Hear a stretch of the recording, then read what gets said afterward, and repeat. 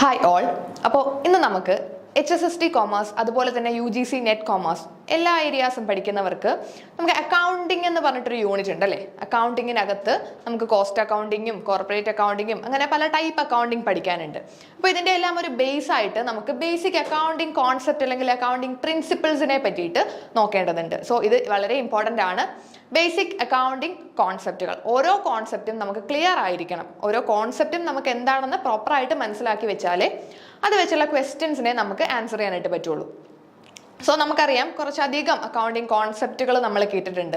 Business entity, money measurement, conservatism, full disclosure, materiality, ഇങ്ങനെ ഒരുപാട് കോൺസെപ്റ്റുകൾ നമുക്കറിയാം അല്ലേ. അപ്പോൾ ഈ ഓരോ കോൺസെപ്റ്റുകളും എന്താണ് പറയുന്നത്, അതിൻ്റെ ഒരു ബേസിക് ഐഡിയ നമുക്ക് പ്രോപ്പറായിട്ട് ഉണ്ടായിരിക്കണം. എന്നാലേ നമുക്ക് ആ ക്വസ്റ്റ്യനെ നന്നായിട്ട് അനലൈസ് ചെയ്ത് ആൻസർ ചെയ്യാനായിട്ട് പറ്റുള്ളൂ.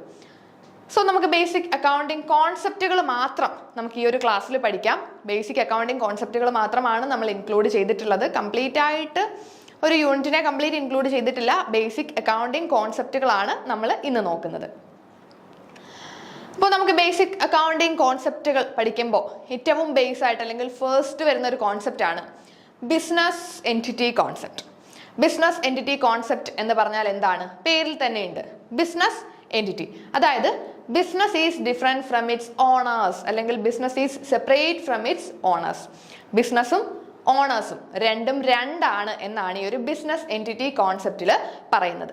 അപ്പോൾ ബിസിനസ് വേറെ, അതിൻ്റെ ഓണേഴ്സ് വേറെ, രണ്ടുപേരെയും രണ്ടായിട്ടാണ് കണക്കാക്കുന്നത്. അതുകൊണ്ടല്ലേ നമ്മളൊരു ബിസിനസ് ഇട്ട് കഴിഞ്ഞാൽ നമ്മൾ ആ ബിസിനസ്സിലേക്ക് കൊണ്ടുവരുന്ന ക്യാപിറ്റൽ, നമ്മൾ കോൺട്രിബ്യൂട്ട് ചെയ്യുന്ന ക്യാപിറ്റൽ ബിസിനസ്സിൻ്റെ ലയബിലിറ്റി ആയിട്ട് കണക്കാക്കുന്നത്. എന്തുകൊണ്ടാണ് ക്യാപിറ്റൽ ബിസിനസ്സിൻ്റെ ലയബിലിറ്റി ആകുന്നത്? ബിസിനസ്സും അതിൻ്റെ ഓണേഴ്സിനെയും സെപ്പറേറ്റ് ആയിട്ട് കണക്കാക്കുന്നത് കൊണ്ട് തന്നെ ഓണേഴ്സ് ബിസിനസ്സിലോട്ട് ഇടുന്ന എമൗണ്ട്, ബിസിനസ്സിലോട്ട് കോൺട്രിബ്യൂട്ട് ചെയ്യുന്ന ക്യാപിറ്റൽ ബിസിനസ് തിരിച്ചു കൊടുക്കേണ്ടതാണ്, ബിസിനസ്സിൻ്റെ ഒരു ബാധ്യതയാണ്. So, the concept of business entity assumes that business has a distinct and separate entity from its owners. ബിസിനസ്സിന് ഒരു സെപ്പറേറ്റ് എൻറ്റിറ്റി ഉണ്ട്. അതായത് ഓണേഴ്സിൻ്റെ അടുത്തു നിന്നും, ഓണേഴ്സിൻ്റെ പേരിലല്ല ബിസിനസ്സിനെ അറിയപ്പെടുന്നത്. ഓണേഴ്സ് വേറെ, ബിസിനസ് വേറെ. അതുകൊണ്ട് തന്നെ ഇപ്പോൾ നമ്മൾ നമ്മുടെ പേഴ്സണൽ ആവശ്യങ്ങൾക്ക് അല്ലെങ്കിൽ നമ്മളുടെ പേഴ്സണൽ കാര്യങ്ങൾക്ക് വേണ്ടിയിട്ട് ചെയ്യുന്നതൊന്നും നമ്മളുടെ ബിസിനസ്സിൻ്റെ അക്കൗണ്ടിങ് സ്റ്റേറ്റ്മെൻറ്റുകളിൽ കാണിക്കുന്നില്ല അല്ലേ. സോ ബിസിനസ് റിലേറ്റഡ് എന്തൊക്കെ കാര്യങ്ങൾ ചെയ്യുന്നുണ്ട്, ആ ഒരു മോണിറ്ററി ആയിട്ട് മെഷർ ചെയ്യാൻ പറ്റുന്ന കാര്യങ്ങൾ മാത്രമേ നമ്മൾ ബിസിനസ്സിൻ്റെ ഫിനാൻഷ്യൽ സ്റ്റേറ്റ്മെൻറ്റ്സിനുള്ളിൽ റെക്കോർഡ് ചെയ്യുന്നുള്ളൂ. സോ ബിസിനസ് എന്ന് പറയുന്ന ഒരു ടേമും അതിൻ്റെ ഓണേഴ്സും രണ്ടും രണ്ടാണ് എന്നാണ് ഈ ഒരു ബിസിനസ് എൻറ്റിറ്റി കോൺസെപ്റ്റിൽ പറയുന്നത്. ഇനി നമ്മുടെ സെക്കൻഡ് വൺ ആണ് മണി മെഷർമെൻറ്റ്. മണി മെഷർമെൻറ്റ് എന്ന് പറഞ്ഞൊരു കോൺസെപ്റ്റും നമുക്ക് ആ പേരിലുണ്ട് അല്ലേ.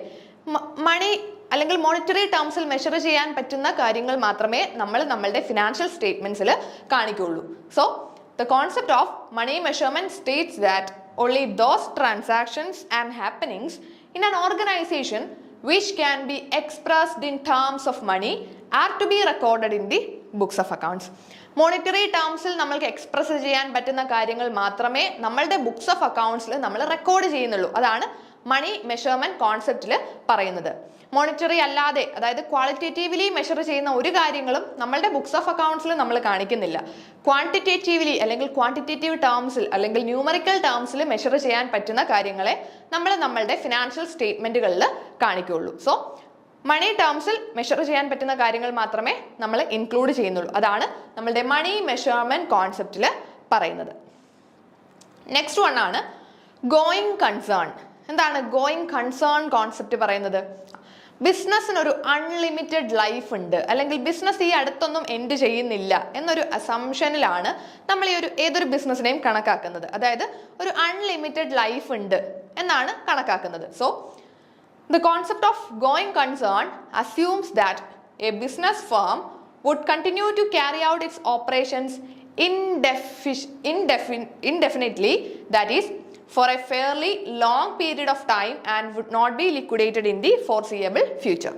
നമ്മൾ അടുത്തൊന്നും ലിക്വിഡേറ്റ് ചെയ്യുന്നില്ല, അല്ലെങ്കിൽ ഒരു ഇൻഡെഫിനിറ്റ് ആയിട്ടുള്ള ഒരു ടൈമിലേക്ക് നമ്മൾ ബിസിനസ് കൊണ്ടുപോകുന്നുണ്ട്, അല്ലെങ്കിൽ ആ ബിസിനസ് കണ്ടിന്യൂ ചെയ്യുന്നുണ്ട് എന്നൊരു അസംഷനിലാണ് നമ്മൾ ഏതൊരു ബിസിനസ്സിനെയും ക്യാരി ഔട്ട് ചെയ്യുന്നത്. നമ്മളൊരു ബിസിനസ് തുടങ്ങിയാലും അടുത്ത് തന്നെ പൂട്ടിപ്പോകും എന്ന് വിചാരിച്ചാലല്ലോ നമ്മളൊരു ബിസിനസ് തുടങ്ങുന്നത്. അല്ല, നമ്മളൊരു ബിസിനസ് സ്റ്റാർട്ട് ചെയ്താലും കാലാകാലങ്ങളോളം നമ്മൾ ഈ ഒരു ബിസിനസ് കൊണ്ടുപോകും, അല്ലെങ്കിൽ നമ്മൾ ഇപ്പോഴേ ഒന്നും ഇത് നിർത്തുന്നില്ല, ഇതിനൊരു അൺലിമിറ്റഡ് ലൈഫ് ഉണ്ട് എന്നൊരു അസംഷനിലാണ് നമ്മളൊരു ബിസിനസ് സ്റ്റാർട്ട് ചെയ്യുന്നത്. സോ ഈ ഒരു ഗോയിങ് കൺസേൺ കോൺസെപ്റ്റിൽ തന്നെ പറയുന്നത് അതാണ്, ഒരു ഫേമിന്റെ ലൈഫ് അൺലിമിറ്റഡ് ആയിരിക്കും, അല്ലെങ്കിൽ ഇൻഡെഫിനിറ്റ് ആയിട്ടുള്ള ഒരു പീരീഡിലേക്ക് അത് കണ്ടിന്യൂ ചെയ്യുന്നുണ്ട് എന്നാണ് ഈ ഒരു ഗോയിങ് കൺസേൺ കോൺസെപ്റ്റിൽ പറയുന്നത്. സോ ഈ 3 കോൺസെപ്റ്റും നിങ്ങൾക്ക് ക്ലിയർ ആയി എന്ന് വിശ്വസിക്കുന്നു. Business entity, money measurement, going concern. ഇനി നമുക്ക് നെക്സ്റ്റ് കോൺസെപ്റ്റ് ആണ് അക്കൗണ്ടിങ് പീരീഡ്. എന്താണ് അക്കൗണ്ടിങ് പീരീഡിൽ പറയുന്നത്? നമ്മളെപ്പോഴും നമ്മുടെ ഫിനാൻഷ്യൽ സ്റ്റേറ്റ്മെന്റ്സിൽ ട്രാൻസാക്ഷൻസിനെയൊക്കെ റെക്കോർഡ് ചെയ്യുന്നത് ഒരു പീരീഡിലേക്കുള്ള ട്രാൻസാക്ഷൻസ് ആണ് അല്ലേ? ഓരോ ഈക്വൽ ഇന്റർവെൽസിലുള്ള, അതായത് നമ്മൾ നോർമലി ഓരോ വർഷത്തെ കണക്കുകളാണ് ആ വർഷത്തെ ബാലൻസ് ഷീറ്റിലും പ്രോഫിറ്റ് ആൻഡ് ലോസ് അക്കൗണ്ടിലും ഒക്കെ കാണിക്കുന്നത്. സോ ഒരു പീരീഡിൽ നടന്ന ട്രാൻസാക്ഷൻസ് ആണ് നമ്മളൊരു ഫിനാൻഷ്യൽ സ്റ്റേറ്റ്മെന്റ്സിനകത്ത് കാണിക്കേണ്ടത്. ഫോർ എ സ്പെസിഫിക് പീരീഡ്, അല്ലാതെ ഒരു ബിസിനസ് സ്റ്റാർട്ട് ചെയ്തപ്പോൾ തൊട്ടുള്ള എല്ലാ കാര്യങ്ങളും കൂടി നമുക്ക് ഒറ്റയടിക്ക് അല്ലെങ്കിൽ ബിസിനസ് പൂട്ടിപ്പോകുമ്പോൾ ഒരുമിച്ച് കാണിക്കാം എന്നല്ല പറയുന്നത്. ഒരു പീരീഡ്, അതായത് ഈക്വൽ ഇന്റർവെൽസിലായിട്ട് നമ്മൾ വർഷാവർഷമാണ് അക്കൗണ്ടിങ് സ്റ്റേറ്റ്മെന്റ്സുകൾ തയ്യാറാക്കുന്നത്. സോ അക്കൗണ്ടിങ് ഒരു പീരീഡിലേക്ക് വേണം നമ്മൾ ഈ ഒരു ഫിനാൻഷ്യൽ സ്റ്റേറ്റ്മെന്റ്സ് പ്രിപ്പയർ ചെയ്യാൻ. So, accounting period concept refers to the theory of recording accounting transactions in equal time intervals, which are known as accounting periods. Equal time intervals ആ ഒരു time intervals ആണ് normally 12 months ആണ് അല്ലേ? ഓരോ വർഷവും, അതായത് 12 മാസം, ഒരു വർഷത്തെ ട്രാൻസാക്ഷൻസ് ആണ് നമ്മൾ ഫിനാൻഷ്യൽ സ്റ്റേറ്റ്മെന്റ്സിനകത്ത് കാണിക്കുന്നത്. ദെൻ നെക്സ്റ്റ് കോൺസെപ്റ്റ് ആണ് കോസ്റ്റ് കോൺസെപ്റ്റ്. എന്താണ് കോസ്റ്റ് കോൺസെപ്റ്റിൽ പറയുന്നത്? The cost concept requires that all the assets are recorded in the books of accounts at their purchase price, which include cost of acquisition, transportation, installation and making the asset ready to use. Cost concept ൽ പറയുന്നത് എന്താണ്? നമ്മൾ ഏത് അസറ്റുകൾ വാങ്ങിച്ചാലും, ഏതൊക്കെ asset വാങ്ങിച്ചാലും ഈ ഒരു അസറ്റിന്റെ price നമ്മുടെ books of അക്കൗണ്ട്സിൽ നമ്മൾ റെക്കോർഡ് ചെയ്യുന്ന പ്രൈസ് എന്ന് പറയുന്നത് നമ്മൾ വാങ്ങിയ വില ആയിരിക്കണം. അതായത് നമ്മൾ അക്വയർ ചെയ്തപ്പോൾ വാങ്ങിയപ്പോൾ എത്ര വില ഉണ്ടായി, അതിൻ്റെ കൂടെ എന്തൊക്കെ കൂടി നമ്മൾ ഇൻക്ലൂഡ് ചെയ്യണം? Cost of acquisition, transportation, installation and making the asset ready to use. നമ്മുടെ അസറ്റിനെ നമ്മൾക്ക് യൂസബിൾ ആയിട്ടുള്ള ഒരു കണ്ടീഷനിലേക്ക് എത്തിക്കാൻ വേണ്ടിയിട്ട് നമുക്ക് എന്തൊക്കെ കോസ്റ്റ് അല്ലെങ്കിൽ എക്സ്പെൻസുകൾ ഉണ്ടായോ അതെല്ലാം നമ്മൾ ഈ വാങ്ങിയ പർച്ചേസ് പ്രൈസിന്റെ കൂടെ ആഡ് ചെയ്തിട്ടായിരിക്കും നമ്മൾ ആ ഒരു അസറ്റിന്റെ കോസ്റ്റ് എന്ന് പറഞ്ഞിട്ട് നമ്മുടെ ഫിനാൻഷ്യൽ സ്റ്റേറ്റ്മെന്റ്സിൽ കാണിക്കുന്നത്. സോ കോസ്റ്റ് കോൺസെപ്റ്റിൽ പറയുന്നത് എന്താണ്? നമ്മൾ അസറ്റുകൾ വാങ്ങുന്ന സമയത്ത് പർച്ചേസ് ചെയ്ത പ്രൈസ് എത്രയാണോ, അതായത് ആ അസറ്റ് വാങ്ങാൻ നമ്മൾ അക്വയർ ചെയ്യാൻ നമുക്കുണ്ടായ അക്വസിഷൻ കോസ്റ്റിനോടൊപ്പം അതിന്റെ ട്രാൻസ്പോർട്ടേഷൻ അല്ലേ, നമ്മളൊരു അസറ്റ് വാങ്ങി വേറെ ഏതെങ്കിലും ഒരു ജില്ലയിൽ നിന്ന് വാങ്ങി നമ്മുടെ ജില്ലയിലേക്ക് കൊണ്ടുവരികയാണ്, അപ്പോൾ അത്രയും ട്രാൻസ്പോർട്ടേഷൻ കോസ്റ്റ് നമുക്ക് വരുന്നുണ്ട്.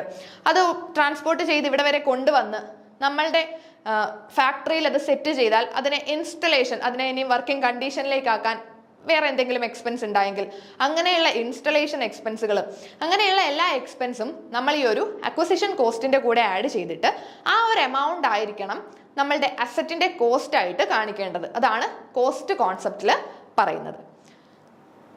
നെക്സ്റ്റ് വൺ ആണ് dual aspect or duality concept. Dual aspect അത് നമ്മുടെ അക്കൗണ്ടിങ്ങിന്റെ ഏറ്റവും ബേസിക് ആണ് അല്ലേ? ഡ്യുവൽ ആസ്പെക്ട് നമ്മുടെ അക്കൗണ്ടിങ് തന്നെ ഡബിൾ എൻട്രി സിസ്റ്റം ആണ്. സോ ഡ്യുവൽ ആസ്പെക്ട് കോൺസെപ്റ്റിൽ എന്താ പറയുന്നത്? This concept States that every transactions has A dual or two-fold effect and should therefore be recorded at two places. ഓരോ ട്രാൻസാക്ഷൻസിനും 2 ഇഫക്റ്റ് ഉണ്ട്. Equal and opposite ആയിട്ട് 2 ഇഫക്റ്റുകൾ ഉണ്ടെന്നാണ് പറയുന്നത്. ഡ്യുവൽ ആസ്പെക്റ്റിൽ പറയുന്നത് ഓരോ ട്രാൻസാക്ഷൻസിനും ഈക്വൽ ആൻഡ് ഓപ്പോസിറ്റ് ആയിട്ടുള്ള 2 ഇഫക്റ്റുകൾ. ഈക്വൽ എന്ന് പറയാൻ കാരണം ആ ഒരു എമൗണ്ട് ഈക്വൽ ആയിരിക്കും, എന്നാൽ അത് ഓപ്പോസിറ്റ് ആയിരിക്കും. ഒരിടത്ത് ക്രെഡിറ്റ് ചെയ്താൽ അത് മറ്റൊരിടത്ത് ഡെബിറ്റ് ആയിരിക്കും നമ്മൾ ചെയ്യുന്നത്. ഈ തരത്തിൽ എല്ലാ ട്രാൻസാക്ഷൻസിനും 2 ഇഫക്റ്റ് വരുന്നുണ്ട് അല്ലേ? സോ ഈ ഒരു ഡ്യുവൽ ഇഫക്റ്റുകൾ നമ്മൾ 2 പ്ലേസിൽ ഇതിനെ റെക്കോർഡ് ചെയ്യുന്നുണ്ട്. ഓരോ ട്രാൻസാക്ഷൻസിനെയും 2 പ്ലേസിൽ റെക്കോർഡ് ചെയ്യുന്നുണ്ട്. അതുകൊണ്ട് തന്നെ ഡ്യുവൽ എഫക്റ്റ് ഉണ്ട്. സോ ഈ ഒരു ഈക്വൽ ആൻഡ് ഓപ്പോസിറ്റ് ആയിട്ടുള്ള ഇഫക്റ്റുകൾ ഓരോ ട്രാൻസാക്ഷൻസിലും വരുന്നുണ്ട്. അതാണ് നമ്മുടെ ഡ്യുവൽ ആസ്പെക്ട് കോൺസെപ്റ്റ് അല്ലെങ്കിൽ ഡ്യുവാലിറ്റി കോൺസെപ്റ്റിൽ പറയുന്നത്. ഇപ്പോൾ നമുക്ക് സിമ്പിളായിട്ട് നമ്മൾ കുറച്ച് സ്റ്റോക്ക് വാങ്ങി, purchased stock with cash. Purchased stock with cash എന്ന് പറയുമ്പോൾ നമുക്ക് വേണമെങ്കിൽ എഴുതാം stock account debit to cash എന്ന് പറയാം. അതായത് നമ്മുടെ സ്റ്റോക്ക് കൂടി എന്നാൽ ക്യാഷ് കുറഞ്ഞു അല്ലേ. ഒരു അസറ്റ് കൂടി, സ്റ്റോക്ക് എന്ന് പറഞ്ഞാൽ നമ്മുടെ അസറ്റ് ആണ്, സ്റ്റോക്ക് കൂടി പക്ഷേ മറ്റൊരു അസറ്റ് അവിടെ കുറഞ്ഞു, നമ്മുടെ ക്യാഷ് എന്ന് പറയുന്ന ഒരു അസറ്റ് അവിടെ കുറയുവാണ് അല്ലേ ചെയ്തത്. അപ്പോൾ ഓരോന്നിനും, അല്ലെങ്കിൽ നമ്മളിപ്പോൾ ഒരു ലയബിലിറ്റി കൊടുത്തു തീർത്തു, ഒരു ലയബിലിറ്റി നമ്മൾ കൊടുത്തു തീർക്കുവാണെങ്കിൽ നമ്മൾക്ക് എന്താണ്, നമ്മുടെ ക്യാഷ് പോകും, അതായത് നമ്മുടെ അസറ്റ് കുറയും, അതുപോലെ തന്നെ ഒരു ലയബിലിറ്റിയും കുറയുമല്ലേ. ഒരു ക്രെഡിറ്റർക്ക് കുറച്ച് പൈസ കൊടുക്കാനുണ്ടെങ്കിൽ നമ്മൾ ആ ക്രെഡിറ്റർക്ക് പൈസ കൊടുത്തു തീർത്താൽ എന്തൊക്കെ സംഭവിക്കും, നമ്മുടെ ക്യാഷും കുറയും, ക്രെഡിറ്റർ ലയബിലിറ്റിയും കുറയുന്നുണ്ട്. സോ ഓരോ ട്രാൻസാക്ഷൻസിനും രണ്ട് ഇഫക്റ്റ് വരുന്നുണ്ട്. ഓക്കെ, നെക്സ്റ്റ് വൺ ആണ് റവന്യൂ റെക്കഗ്നിഷൻ അല്ലെങ്കിൽ realisation concept. Revenue recognition concept എന്ന് പറഞ്ഞാൽ റവന്യൂവിനെ നമ്മൾ റെക്കഗ്നൈസ് ചെയ്യേണ്ടത് എപ്പോഴാണ്, അത് അക്രൂ ചെയ്യുമ്പോഴാണ്. ആക്ച്വലി ക്യാഷ് കയ്യിൽ കിട്ടുമ്പോഴല്ല, എപ്പോഴാണോ റവന്യൂ അക്രൂഡ് ആകുന്നത് ആ ടൈമിൽ അതിനെ റെക്കഗ്നൈസ് ചെയ്തിരിക്കണം. So revenue recognition is an aspect of accrual accounting. Accrual അക്കൗണ്ടിങ്ങിൽ വരുന്നതാണ്. അക്രൂവൽ അക്കൗണ്ടിങ് എന്ന് പറഞ്ഞാൽ റവന്യൂ എപ്പോൾ അക്രൂ ചെയ്യുന്നോ അന്നേരം നമ്മൾ അതിനെ റിയലൈസ് ചെയ്യും, അല്ലെങ്കിൽ ആ സമയത്ത് നമുക്കത് കിട്ടിയതായിട്ട് കണക്കാക്കും. So it is an aspect of accrual accounting that stipulates when and how business recognize or record their revenue. This principle requires that business recognize revenue when it is earned rather than when payment is received. Revenue earn ചെയ്യുന്ന എപ്പോഴാണോ അപ്പോൾ അതിനെ realise ചെയ്യണം. Actual payment കിട്ടുമ്പോഴല്ല, cash കയ്യിൽ കിട്ടുമ്പോഴല്ല, നമുക്ക് എപ്പോഴാണോ അത് realise ആയത് അല്ലെങ്കിൽ ഏൺ ചെയ്തത്, ഏൺ ചെയ്യുമ്പോൾ തന്നെ നമുക്ക് എന്ത് പറയാം, റെക്കഗ്നൈസ് ചെയ്യാം, അല്ലെങ്കിൽ നമുക്ക് കാണിക്കാം അല്ലേ. നമ്മളുടെ റവന്യൂ ഏൺ ചെയ്യുമ്പോൾ നമുക്ക് ആ ഒരു റവന്യൂവിനെ റെക്കഗ്നൈസ് ചെയ്യാം, ആക്ച്വൽ പേയ്മെന്റ് കിട്ടുമ്പോഴല്ല. എന്താണ് ഈ ഒരു റവന്യൂ ഏൺ ചെയ്യുക എന്ന് പറയുന്നത്? ഇപ്പോൾ നമ്മൾ സാലറി കിട്ടുന്ന ഒരു പേഴ്സൺ ആണ്, അല്ലെങ്കിൽ നമ്മളൊരു പ്രോപ്പർട്ടി റെന്റിന് കൊടുത്തിട്ടുണ്ട്. ഈ ഒരു റെന്റ് നമുക്ക് എല്ലാ മാസവും കിട്ടേണ്ടതാണല്ലേ, നമുക്ക് എല്ലാ മാസവും റെന്റ് കിട്ടണം. ഈ മാസം 30-ാം തീയതി ആയപ്പോൾ റെന്റ് എന്ന് പറയുന്നത് നമുക്ക് അക്രൂഡായി അല്ലേ, നമുക്ക് അക്രൂഡായി, പക്ഷെ നമ്മുടെ കയ്യിൽ ക്യാഷ് കിട്ടിയില്ല. ചിലപ്പോൾ അവരൊരു 3, 4, 5 ദിവസം കഴിഞ്ഞ് അടുത്ത മാസം ഒരു 10-ാം തീയതി ആകുമ്പോഴായിരിക്കും തരുന്നത്. കാരണം അവരുടെ കയ്യിൽ പൈസ ഇല്ല എന്ന് പറഞ്ഞിട്ട് ഒരു 10-ാം തീയതിയിലേക്കാണ് അവർ ആ പൈസ തരുന്നതെങ്കിലും 30-ാം തീയതി ആയപ്പോൾ നമ്മളുടെ കയ്യിൽ നമ്മളുടെ റെന്റ് അക്രൂ ആയി, നമ്മുടെ റവന്യൂ അക്രൂഡായി. കാരണം എന്താണ്, നമുക്ക് ഏൺ ചെയ്ത് വെച്ചു, ഏൺ ചെയ്തു, ആക്ച്വലായിട്ട് ക്യാഷ് കയ്യിൽ കിട്ടിയില്ല, പക്ഷെ അത് ഏൺ ചെയ്തു. 30-ാം തീയതി ആയപ്പോൾ ആ ഒരു റെന്റ് എന്ന് പറയുന്നത് നമ്മൾ ഏൺ ചെയ്തു, നമുക്ക് കിട്ടേണ്ട അവകാശം വന്നു അല്ലേ. പക്ഷെ അത് നമുക്ക് കിട്ടുന്നത് പിറ്റേ മാസമായിരിക്കും. അപ്പോൾ എപ്പോഴാണ് ഏൺ ചെയ്യുന്നത് അപ്പോൾ അതിനെ റെക്കഗ്നൈസ് ചെയ്യണമെന്നാണ് ഈ ഒരു റവന്യൂ റെക്കഗ്നീഷൻ കോൺസെപ്റ്റിൽ പറയുന്നത്. സോ നെക്സ്റ്റ് കോൺസെപ്റ്റ് ആണ് മാച്ചിങ്. എന്താണ് മാച്ചിങ് കോൺസെപ്റ്റ്? വളരെ സിമ്പിൾ ആണ് അല്ലേ. സോ നമ്മുടെ എക്സ്പെൻസ്, ഒരു അക്കൗണ്ടിങ് പീരീഡിൽ നമുക്ക് ഉണ്ടാകുന്ന എക്സ്പെൻസുകൾ ആ ഒരു പീരീഡിൽ തന്നെ നമുക്ക് കിട്ടുന്ന റവന്യൂവുമായിട്ട് മാച്ച് ചെയ്യണമെന്നാണ് മാച്ചിങ് പ്രിൻസിപ്പിൾ പറയുന്നത്. So it state that expenses incurred in an accounting period should be matched with revenue during the period. ഓരോ പീരീഡിലും നമുക്ക് ഉണ്ടാകുന്ന എക്സ്പെൻസുകളെ ആ പീരീഡിലെ റവന്യൂ ആയിട്ട് മാച്ച് ചെയ്യണം. അതാണ് മാച്ചിങ് കോൺസെപ്റ്റ്. നെക്സ്റ്റ് വൺ ആണ് ഫുൾ ഡിസ്ക്ലോഷർ. ഫുൾ ഡിസ്ക്ലോഷർ കോൺസെപ്റ്റിൽ പറയുന്നത് എന്താണ്? ബിസിനസിന്റെ എല്ലാ മെറ്റീരിയൽ ഫാക്ടുകളെയും അവർ ഡിസ്ക്ലോസ് ചെയ്തിരിക്കണം. So the principle of full disclosure requires that all material and relevant fact concerning financial performance of an enterprise must be fully and completely disclosed in the financial statements and their accompanying footnotes. അപ്പോൾ എല്ലാ കാര്യങ്ങളും completely disclose ചെയ്തിരിക്കണം. ബിസിനസിന്റെ material ഫാക്ടുകൾ, അതായത് ഈ ഒരു external ആയിട്ടുള്ള ആളുകളായിരിക്കും നമ്മുടെ ബിസിനസിന്റെ ഫിനാൻഷ്യൽ സ്റ്റേറ്റ്മെന്റുകളെ കൂടുതലായിട്ട് യൂസ് ചെയ്യുന്നത്. അതായത് ക്രെഡിറ്റേഴ്സും സപ്ലയേഴ്സും ഗവൺമെന്റും ഒക്കെ വേണമെങ്കിൽ അത് യൂസ് ചെയ്യാം.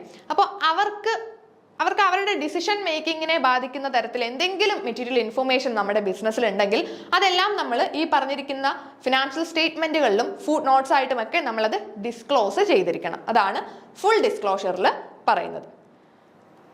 നെക്സ്റ്റ് വൺ ആണ് കൺസിസ്റ്റൻസി. എന്താണ് കൺസിസ്റ്റൻസി കോൺസെപ്റ്റിൽ പറയുന്നത്? കൺസിസ്റ്റന്റ് ആയിട്ട് വേണം ഈ ഒരു ബിസിനസ് ഓപ്പറേഷൻസ് മുന്നോട്ട് കൊണ്ടുപോകാൻ. Consistence. So consistency principle state that business should maintain the same accounting method or principle throughout the accounting period. എല്ലാ അക്കൗണ്ടിങ് പീരീഡിലും സെയിം അക്കൗണ്ടിങ് മെത്തേഡുകൾ യൂസ് ചെയ്യണം. ഇപ്പോൾ നമുക്ക് ഡിപ്രീസിയേഷൻ കാൽക്കുലേറ്റ് ചെയ്യണമെങ്കിൽ അതിന് നമുക്ക് പല മെത്തേഡുകളുണ്ട്. നമുക്ക് ഫിക്സഡ് ഇൻസ്റ്റാൾമെന്റ് ഉണ്ട്, WDB, റിട്ടേൺ ഡൗൺ വാല്യൂ, അങ്ങനെ പല പല മെത്തേഡുകൾ. അതുപോലെ ഒരു ബിസിനസ്സിന് പല അക്കൗണ്ടിങ് പ്രിൻസിപ്പിൾസും ഒക്കെ ഫോളോ ചെയ്ത് പോകാനായിട്ട് പറ്റും. അക്കൗണ്ടിങ് മെത്തേഡുകളാണെങ്കിലും അക്കൗണ്ടിങ് പ്രിൻസിപ്പിൾസ് ആണെങ്കിലും. സോ ഇതിൽ ഏത് മെത്തേഡാണോ നമ്മൾ യൂസ് ചെയ്യുന്നത് അത് കൺസിസ്റ്റന്റ് ആയിട്ട് യൂസ് ചെയ്ത് കൊണ്ടുപോകണം. അതായത് നമ്മൾ ഫോളോ ചെയ്യുന്ന ഒരു അക്കൗണ്ടിങ് മെത്തേഡ് എല്ലാ പീരീഡിലും ഈ സെയിം മെത്തേഡ് തന്നെ ഫോളോ ചെയ്ത് പോകണമെന്നാണ് കൺസിസ്റ്റൻസി പ്രിൻസിപ്പിളിൽ പറയുന്നത്. എന്തിനു വേണ്ടിയിട്ടാണ് ഇങ്ങനെ എല്ലാ പീരീഡിലും നമ്മൾ സെയിം മെത്തേഡ് ഫോളോ ചെയ്യണമെന്ന് പറയുന്നത്? സെയിം അക്കൗണ്ടിങ് മെത്തേഡുകളാണ് ഫോളോ ചെയ്യുന്നതെങ്കിൽ നമുക്ക് കമ്പാരിസൺ കുറച്ചും കൂടി ഈസി ആയിരിക്കും. കഴിഞ്ഞ വർഷത്തെ പ്രോഫിറ്റും ഈ വർഷത്തെ പ്രോഫിറ്റും തമ്മിൽ കമ്പയർ ചെയ്യാണ്, അല്ലെങ്കിൽ നമ്മുടെ അസറ്റുകളെ പറ്റിയിട്ടോ ഡിപ്രീസിയേഷൻ എമൗണ്ടുകളെ പറ്റിയിട്ടോ എന്ത് വേണമെങ്കിലും നമ്മൾ കമ്പയർ ചെയ്യുന്ന സമയത്ത് സെയിം അക്കൗണ്ടിങ് പ്രിൻസിപ്പിൾസ് അല്ലെങ്കിൽ അക്കൗണ്ടിങ് മെത്തേഡുകൾ ഫോളോ ചെയ്താണ് ആ ബിസിനസ് മുന്നോട്ട് പോകുന്നതെങ്കിൽ കമ്പാരിസൺ കുറച്ചും കൂടി എളുപ്പമായിരിക്കും. So the users of financial statements or information are able to make meaningful conclusion from the data. Next one ആണ് കൺസർവേറ്റിസം അല്ലെങ്കിൽ പ്രൂഡൻസ്. കൺസെപ്റ്റ് ഓഫ് കൺസർവേറ്റിസം ഈ ഒരു പേര് കേൾക്കുമ്പോൾ തന്നെ മനസ്സിൽ വിചാരിച്ചേക്കുക, anticipate no profit, provide for all possible losses. അതാണ് കൺസെപ്റ്റ് ഓഫ് കൺസർവേറ്റിസം പറയുന്നത്. പ്രോഫിറ്റ് ഒരിക്കലും ആന്റിസിപ്പേറ്റ് ചെയ്യരുത്, പക്ഷേ ലോസുകളെ എല്ലാം നമുക്ക് എന്തൊക്കെ ലോസ് വരാനുണ്ടോ അതിനെല്ലാം നേരത്തെ മുൻകൂട്ടി കണ്ട് അതിന് പ്രൊവിഷൻ വെച്ചിരിക്കുകയും വേണം. അതാണ് നമ്മുടെ പ്രൂഡൻസ് അല്ലെങ്കിൽ കൺസർവേറ്റിസം കോൺസെപ്റ്റിൽ പറയുന്നത്. So the concept of conservatism requires that profit should not be recorded until realised. Profit കിട്ടിയാൽ മാത്രമേ റെക്കോർഡ് ചെയ്യാൻ ചെയ്യാവുള്ളൂ. അല്ലാതെ നമുക്ക് പ്രോഫിറ്റ് ഉണ്ടാകും എന്ന് നമ്മൾ എസ്റ്റിമേറ്റ് ചെയ്തുകൊണ്ട് അതിനെ റെക്കോർഡ് ചെയ്ത് വെക്കരുത്. But all losses, even those which may have a remote possibility, are to be provided for in the books of accounts. പക്ഷേ എല്ലാ ലോസുകളെയും ലോസ് ഉണ്ടാകും എന്നൊരു സാധ്യത ഉണ്ടെങ്കിൽ അത് നമ്മൾ കാണിച്ചിരിക്കണം, പ്രൊവിഷൻ വെക്കുക. ഇനി റിമോട്ട് ലോസ് ആണ്, അതായത് ആ ലോസ് ഉണ്ടാവാൻ സാധ്യത വളരെ കുറവാണെങ്കിലും അതിനും നമ്മൾ പ്രൊവിഷൻ വെക്കണം. അതുകൊണ്ടാണ് പ്രൊവിഷൻ ഫോർ ബാഡ് ഡെപ്റ്റും പ്രൊവിഷൻ ഫോർ ഡൗട്ട്ഫുൾ ഡെറ്റുകളും ഒക്കെ നമ്മൾ ഫിനാൻഷ്യൽ സ്റ്റേറ്റ്മെന്റ്സിൽ കാണിക്കുന്നത്. സോ കൺസർവേറ്റിസം പറയുന്നത് പ്രോഫിറ്റുകളെ നമ്മൾ കാണിക്കരുത്, പ്രോഫിറ്റ് ഉണ്ടാകും എന്ന് പറഞ്ഞ് എസ്റ്റിമേറ്റ് ചെയ്ത് ബുക്സിൽ കാണിക്കരുത്. പക്ഷേ ലോസ് ഉണ്ടാവാൻ ചാൻസ് ഉണ്ടെങ്കിൽ അതിന് പ്രൊവിഷൻ വച്ചിരിക്കണം. ഇനി നമുക്ക് രണ്ട് കോൺസെപ്റ്റുകളും കൂടി നോക്കാനുണ്ട്. Materiality concept. എന്താണ് മെറ്റീരിയാലിറ്റി? മെറ്റീരിയൽ ആയിട്ടുള്ള കാര്യങ്ങളാണ് നമ്മൾ നമ്മുടെ ഫിനാൻഷ്യൽ സ്റ്റേറ്റ്മെന്റുകളിൽ കാണിക്കേണ്ടത്. എല്ലാ മെറ്റീരിയൽ ആസ്പെക്റ്റുകളും കാണിക്കണം. So materiality in accounting dictates that only financial information significant enough to influence the decision of users of financial statement should be accurately reported. അതായത് ഈ ഫിനാൻഷ്യൽ സ്റ്റേറ്റ്മെന്റുകൾ യൂസ് ചെയ്യുന്നവരുടെ ഡിസിഷനെ ബാധിക്കുന്ന തരത്തിലുള്ള അത്രയും സിഗ്നിഫിക്കൻ്റ് ആയിട്ടുള്ള കാര്യങ്ങൾ മാത്രം, അത്രയും മെറ്റീരിയൽ ആസ്പെക്റ്റുകൾ മാത്രം കാണിച്ചാൽ മതി. ഇപ്പോൾ നമുക്ക് സിമ്പിളായിട്ട് നോക്കിയാൽ ഒരു അസറ്റ് വാങ്ങിയാൽ നമ്മളത് കാണിക്കണം. പക്ഷെ നമ്മളൊരു സ്റ്റേഷനറി, ഒരു പെൻ വാങ്ങി, അല്ലെങ്കിൽ ആ ഒരു പെന്നും പേപ്പറും ഇറേസേഴ്സും ഒക്കെ വാങ്ങി, അതൊക്കെ ചെറിയ ചെറിയ ഐറ്റംസ് ആണ്. അതിനെ നമ്മൾ നോർമലി എക്സ്പെൻസിലാണ് കാണിക്കുന്നത്, അസറ്റായിട്ട് കാണിക്കാറില്ല. ആ ഒരു വർഷത്തിന്റെ അവസാനം 2-3 പെൻസിൽ നമ്മുടെ കയ്യിൽ ബാക്കിയുണ്ട്, അത് നമ്മൾ അസറ്റ് എന്ന് പറഞ്ഞ് കാണിക്കാറുണ്ടോ? ഇല്ല, നമ്മൾ അതെല്ലാം സ്റ്റേഷനറി എക്സ്പെൻസസിലാണ് കാണിക്കുന്നത്. അപ്പോൾ ഡിസിഷൻ മേക്കിങ്ങിനെ ബാധിക്കുന്ന തരത്തിലുള്ള സിഗ്നിഫിക്കൻ്റ് ആയിട്ടുള്ള ഇൻഫർമേഷൻസ്, മെറ്റീരിയൽ ആസ്പെക്റ്റുകൾ മാത്രം നമ്മൾ കാണിച്ചാൽ മതി. ദെൻ ഒബ്ജക്ടിവിറ്റി പ്രിൻസിപ്പിളിൽ പറയുന്നത് അക്കൗണ്ടിങ് സ്റ്റേറ്റ്മെന്റ്സിന്റെ പ്രിപ്പറേഷൻ ഒബ്ജക്റ്റീവ് ആയിരിക്കണം, ഒരിക്കലും സബ്ജക്റ്റീവ് ആകരുത്. So the concept of objectivity requires that accounting transaction should be recorded in an objective manner, free from the bias of accountants and others. മറ്റുള്ളവർ അവർക്ക് ഇഷ്ടപ്രകാരം അല്ലെങ്കിൽ സബ്ജക്റ്റീവായിട്ട് അവർക്ക് ബെനിഫിറ്റ് ആയിട്ട് തോന്നുന്ന രീതിയിലൊന്നും നമ്മുടെ ഫിനാൻഷ്യൽ സ്റ്റേറ്റ്മെന്റുകളിൽ മാറ്റങ്ങൾ വരുത്താൻ പാടില്ല.